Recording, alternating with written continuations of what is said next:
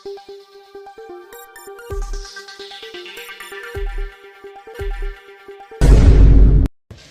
तेरे शासन में भाजप तेरे शासन में અંધકાર જાણે છોટા ઉદેપુરની શેરીઓમાં ધીમે ધીમે એક અદૃશ્ય સરીસૃપની જેમ પ્રસરી રહ્યો હતો. એ કોઈ રાતનો અંધકાર નહોતો, એ હતો નિરાશાનો, લાચારીનો અને દરેક ઘરમાં ચૂલ્હા પર ચડતા ખાલી વાસણનો. હવા ભારે હતી, જાણે કોઈએ તેમાંથી પ્રાણવાયુ ખેંચી લીધો હોય. દરેક શ્વાસમાં એક વજન હતો, એક અસહ્ય બોજ. પેટ્રોલની તીવ્ર ગંધ, ડીઝલનો કાળો ધુમાડો અને ગેસના બાટલાની સતત ચિંતા, આ બધું હવામાં ભળીને એક અજીબ ઘૂંટણ પેદા કરી રહ્યું હતું, જે ગળામાં ડૂમો બનીને બાજી જતી હતી. લોકોના ચહેરા પર ચિંતાની રેખાઓ ઊંડી થઈ રહી હતી, જાણે કોઈ અદૃશ્ય હાથ તેમના ખભે વજન મૂકીને તેમને નીચે તરફ ખેંચી રહ્યો હોય. અને પછી એ શાંત ઘૂંટણાવનારી ઘૂંટણને ચીરતો એક અવાજ ઉઠ્યો, એક વિરોધનો સ્વર. કોંગ્રેસના ઝંડા હવામાં લહેરાયા, પણ એ લહેરાવવામાં કોઈ ઉત્સાહ નહોતો, કોઈ જશ્ન નહોતો.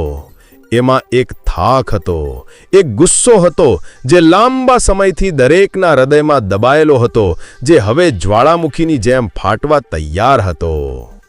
જિલ્લા કોંગ્રેસ સમિતિના નેતાઓ અને અસંખ્ય કાર્યકરો એકઠા થયા હતા.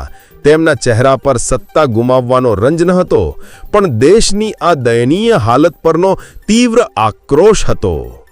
તેમણે કહ્યું કે આ મોંઘવારી નથી, આ એક ધીમું ઝેર છે, જે સામાન્ય માણસની નસોમાં ધીરે ધીરે ઉતરી રહ્યું છે, રોજ થોડું થોડું કરીને તેને અંદરથી ખોખલું કરી રહ્યું છે.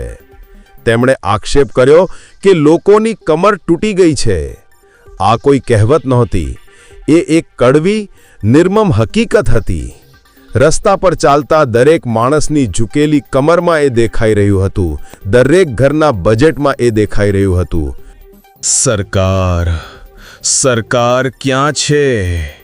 કોંગ્રેસના આગેવાનોએ સવાલ પૂછ્યો, પણ જવાબ કોઈની પાસે ન હતો. ચારે બાજુ માત્ર એક બહેરો કરી દેતો સન્નાટો હતો. તેમણે કહ્યું કે સરકાર તો વ્યસ્ત છે, પણ અહીં નારા લાગ્યા, જોરદાર નારા.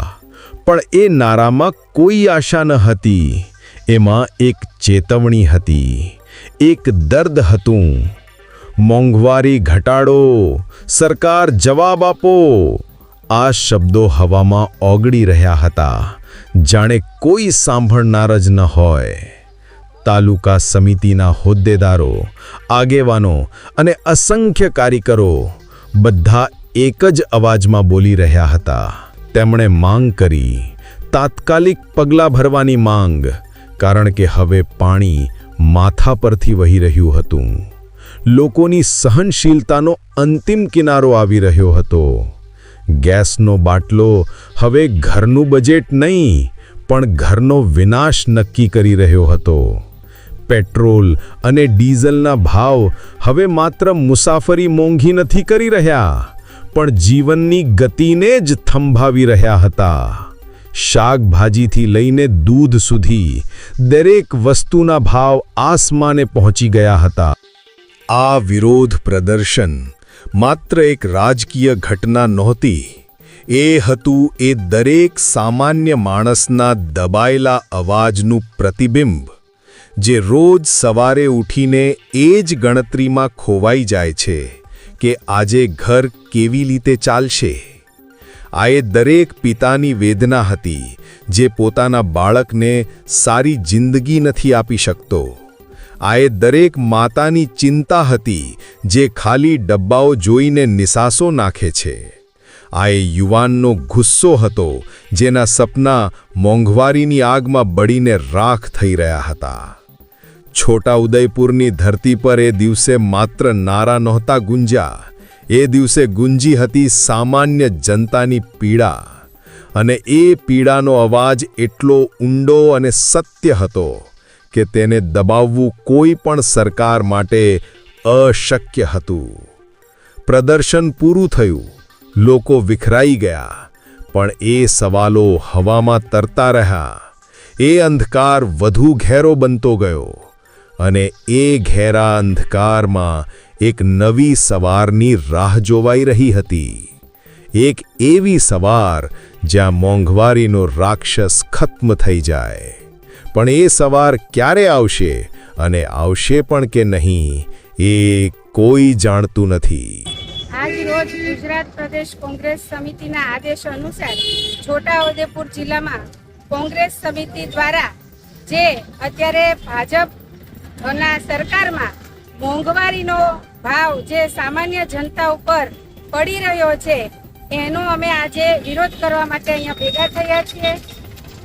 તાજેતરમાં જ ગેસના બોટલનો ભાવ 60 રૂપિયા વધાર્યો છે. ટેક્સ સાથે જોઈએ તો 100 રૂપિયાનો ભાવ વધારો આજે જ્યારે સરકારે નાખ્યો છે ત્યારે હું જૂના દિવસો યાદ કરતા કહીશ કે જ્યારે કોંગ્રેસની સરકારમાં 300 રૂપિયાનો બોટલ મળતો હતો ત્યારે જ્યારે ભાવ વધારો થયો ત્યારે માનનીય સ્મૃતિ ઈરાનીજી ગેસનો બોટલ પોતાના ખભા પર લઈ અને રોડ પર ઉતરી આવ્યા હતા.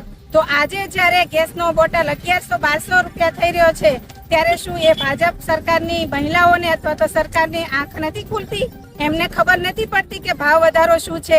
એ વખતનો ભાવ વધારો હતો તો અત્યારની જનતા ઉપર જે આ ભાવ વધારો નાખ્યો છે એ અંધભક્તોને નથી દેખાતો.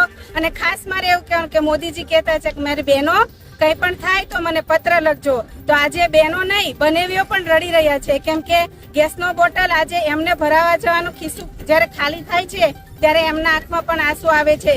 તો આજના છોટાઉદેપુર જિલ્લાના જે વિરોધ પ્રદર્શન કાર્યકર્તા એ સંદેશો આપવા માંગુ છું કે ભાજપે હકીકતમાં તાનાશાહી ચાલુ કરી દીધી છે. ગુજરાતની અને પ્રદેશની કોઈ પણ જનતાનો એ વિચાર કરતા નથી. ફક્ત પોતાના ખિસ્સા ભરવાથી જ એમને એ છે. તો મોંઘવારી દૂર કરે અને પ્રજાની હિતમાં વિચાર કરે એ જ આજનો સંદેશ છે.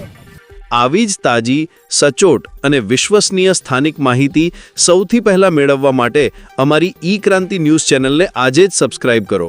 જો તમને આ વિડિયો અને અમારી કામગીરી પસંદ આવી હોય તો તેને લાઇક કરવાનું અને કોમેન્ટમાં તમારા વિચારો જણાવવાનું ભૂલશો નહીં. ઈ ક્રાંતિ ન્યૂઝ, એડમિન પઠાણ યાકુબ રજા, છોટાઉદેપુર. આભાર.